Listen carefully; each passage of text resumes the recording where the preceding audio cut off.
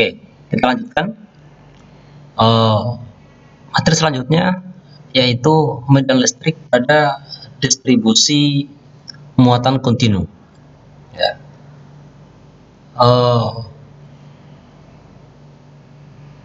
Untuk menentukan medan listrik pada distribusi muatan kontinu, maka pertama kita akan meninjau atau kita akan ilustrasikan dalam bentuk gambar, yaitu medan listrik di titik B akibat dari distribusi muatan kontinu. Coba kita perhatikan gambar seperti yang muncul pada layar. Pertama, dari sini kita suatu benda yang kontinu, kemudian kita bagi atau membagi ya, distribusi muatan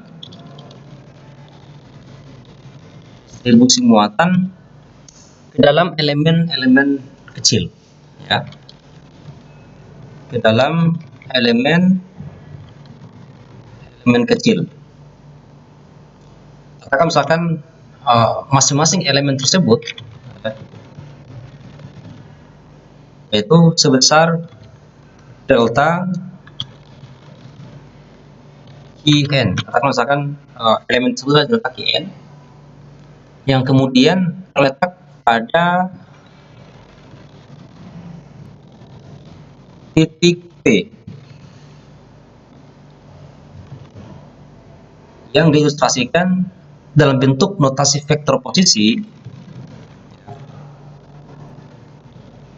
Vektor posisi Rn sama dengan Rn dikalikan dengan vektor satuan dari N. Itu yang pertama. Yang kedua, kemudian kita bisa menggunakan persamaan untuk menentukan medan listrik, ya. Medan listrik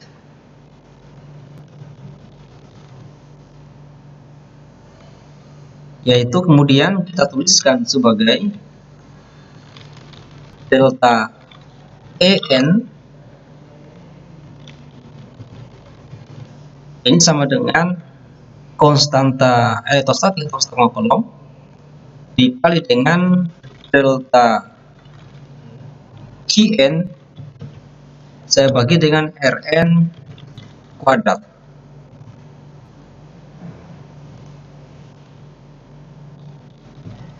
Lalu kemudian arah vektor satuan yaitu Rn. Kemudian yang ketiga,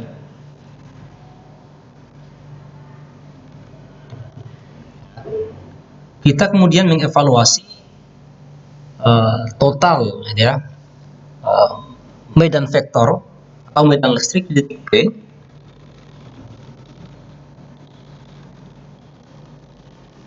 titik P akibat dari distribusi muatan kontinu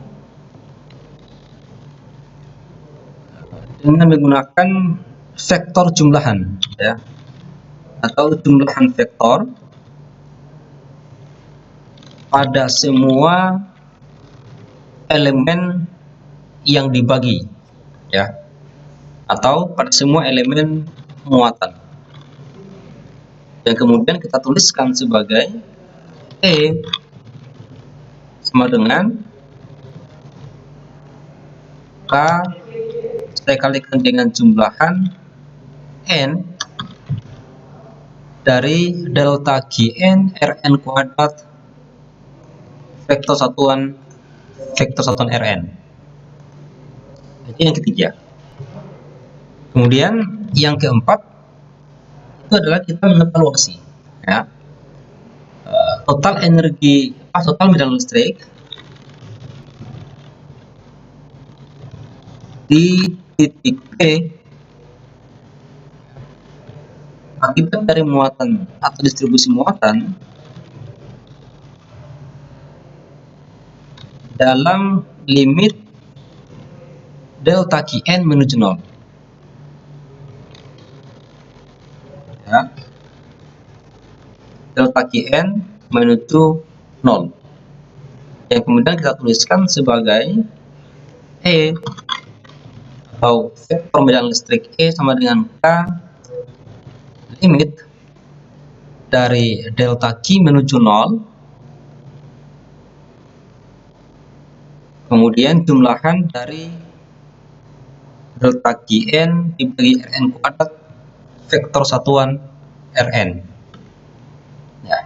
Yang ini kemudian dituliskan sebagai K atau konstan elektrostatik kali dengan integral dari dq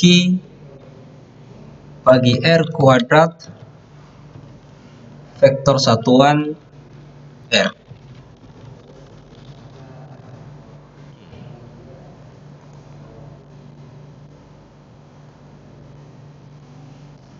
Nah, sekarang kita meninjau kasus. Ada kasus di mana total muatan itu dia terdistribusi secara uniform atau terdistribusi secara merata, baik itu pada garis, pada permukaan, atau bahkan pada sebuah volume. Ya. Maka kemudian yang pertama, jika muatan Q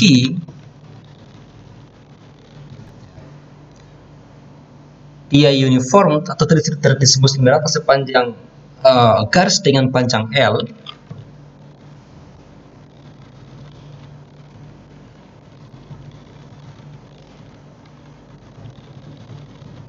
sepanjang garis L, ya, maka rapat muatan linier yaitu lambda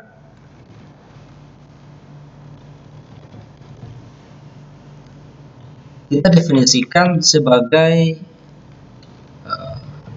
lambda itu sama dengan Q dibagi dengan panjang L. Kemudian yang kedua, jika muatan Q terdistribusi merata di sebuah permukaan A, pada permukaan A, maka rapat muatan permukaan yang kemudian kita notasikan sebagai sigma,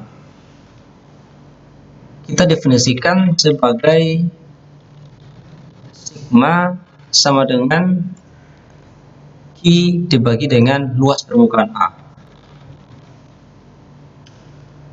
Oke. Dan yang ketiga, jika muatan Q terdistribusi merata pada sebuah volume, letakkan pada volume V, maka kita bisa mendefinisikan bahwa rapat muatan volume yang kemudian kita tuliskan sebagai rho dituliskan sebagai rho sama dengan Q dibagi dengan volume V. Oke. Nah, karena itu kemudian karena dia distribusi muatan kontinu, maka tentu kita akan membagi benda tersebut ke dalam elemen-elemen kecilnya. Katakanlah misalkan muatan dq untuk elemen panjangnya itu dl, kemudian untuk dA untuk permukaan, dan dV untuk volume. Sehingga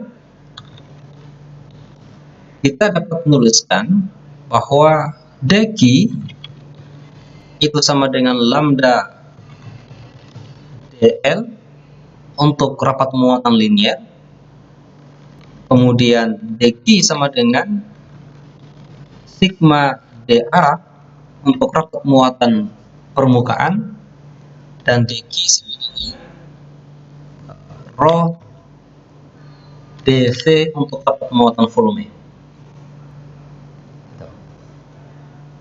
Jadi ada 3 keadaan ketika kemudian kita mencari medan listrik pada yang terdistribusi secara merata pada benda yang kontinu. Ya. Pertama, di sepanjang garis atau linear, kedua kemudian pada suatu permukaan tertentu A, dan yang ketiga itu adalah pada volume tertentu V.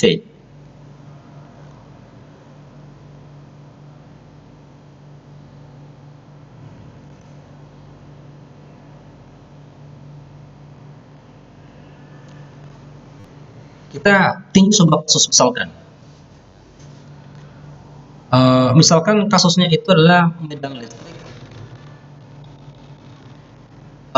akibat dari batangan yang bermuatan, ya.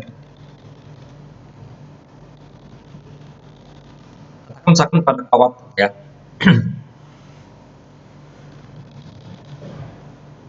Kasus, ya, mencari medan listrik akibat batang bermuatan. Coba kemudian kita perhatikan gambar, kita ilustrasikan bagaimana bentuk geometri dari medan listrik pada batang yang bermuatan. Oke. Pada gambar kita bisa melihat, ya, katakan misalkan ada batang yang bermuatan positif, ya, dengan panjang L, dan di sana terdistribusi merata rapat muatan lambda dan total muatan Q. Ya. Karena dia berupa batangan, maka berarti kita gunakan rapat muatan linear. Kasus yang pertama tadi.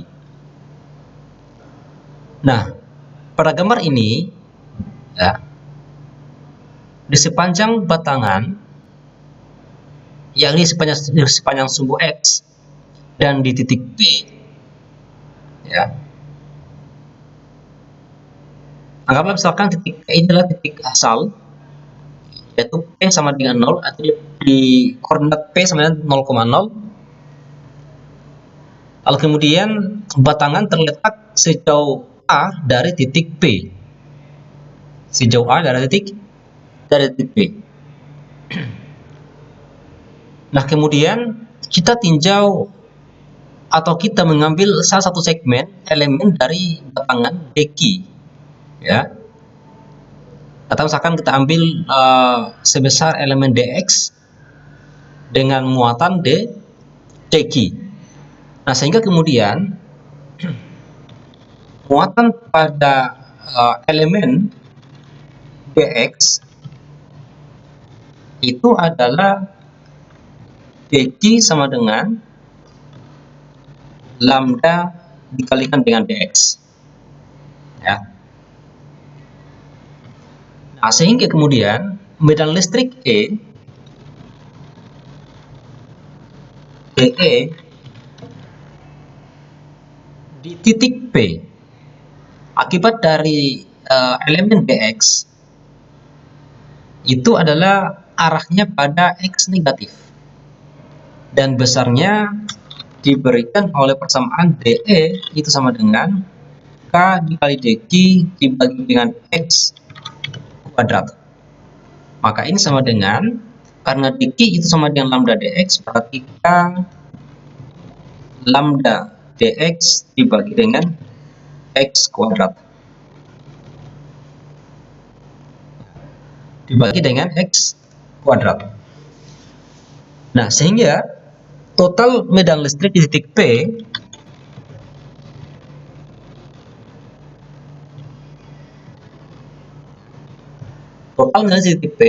akibat dari semua sepanjang batang dengan panjang L, maka kita bisa mengambil integral, ya, integral dari titik awal sampai ke titik akhir dari batangan yang panjang dengan panjang L, yakni pada X sama dengan A sampai pada X sama dengan A plus L.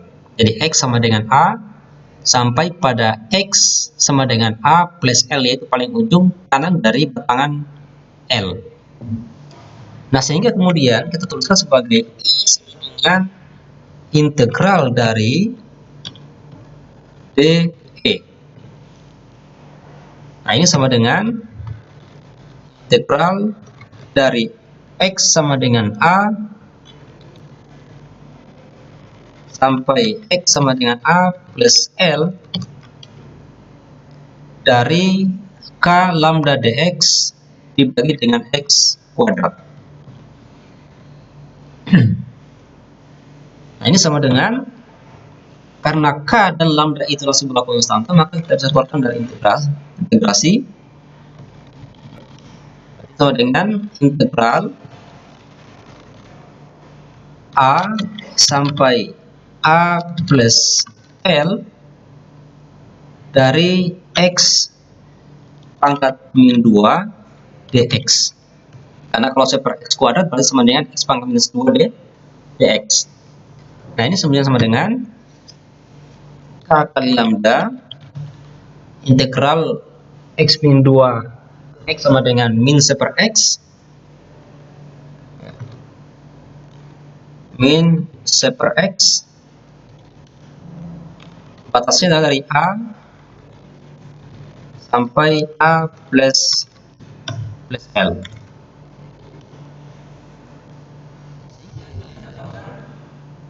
K lambda sama dikalikan dengan min 1 dibagi dengan A plus L,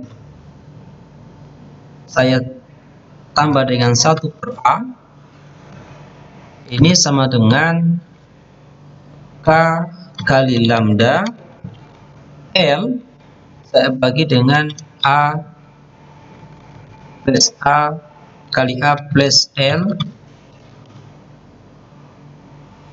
jadi A kuadrat plus A L. Lalu kemudian pada muatan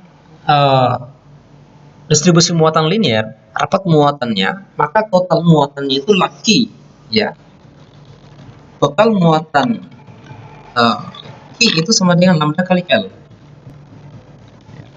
Lambda dikalikan dengan L. Sehingga kemudian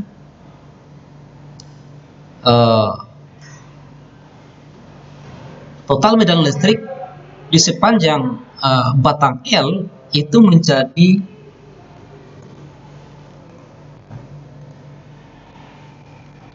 E sama dengan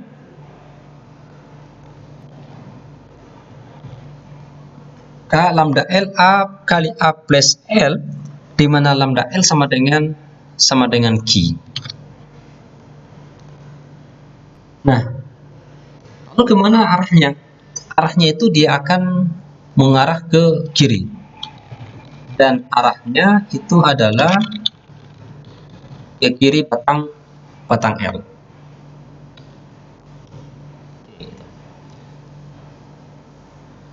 Nah, sehingga kemudian jikalau titik P, ya, berada pada tempat yang sangat jauh dari titik, ya, yaitu A, jika A jauh lebih besar dari L, maka persamaan E sama dengan Q dibagi dengan A kali A plus L itu akan menjadi E sama dengan, atau dikali menjadi K kali Q dibagi dengan A kuadrat. Maka karena L-nya itu kita bisa abaikan karena dia nilainya sangat kecil dibandingkan dengan nilai A. Nah, ini kasus khusus untuk di mana nilai A lebih besar atau sangat nilainya sangat jauh berbeda dengan nilai L, yaitu A sangat lebih besar dibandingkan dengan nilai L yang sangat kecil. Nah, ini adalah salah satu kasus tentang bagaimana cara mencari medan listrik ya, pada atau akibat muatan permuatan dengan panjang L sebagai bagian dari materi tentang medan listrik pada distribusi muatan yang